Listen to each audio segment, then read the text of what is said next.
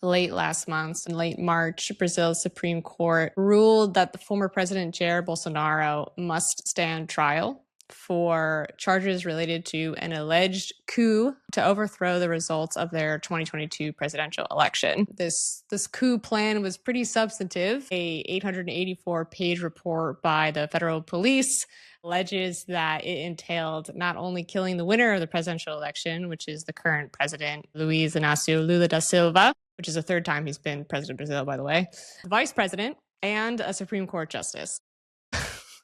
This was pretty deep, as insofar as coup plots go. Yep. And then there was, of course, the storming of Brasilia and the state capital, and I guess the very similar to themes, echoes of January 6, 2020 in the United States. Brasilia in particular had its own version thereof. Right. That activity had already gotten Bolsonaro barred from running for public office until 2030, although he, to this day, says that he's not going to listen to that. But the Supreme Court weighed in on, is he going to have to stand trial for this coup attempt?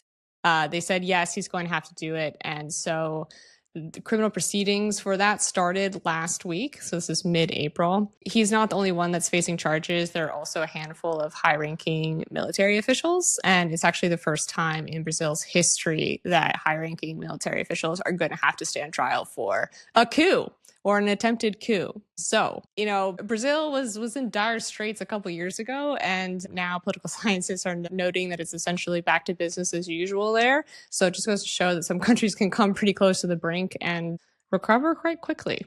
Yeah. And then we have South Korea, which had the weirdest 6-hour declaration of martial law by the then president, who I think you will tell us about what has happened to the then president. But the one thing about South Korea that struck me over the past 6 months is it's one of the few countries in the world that felt like making the United States look less dramatically weird by comparison.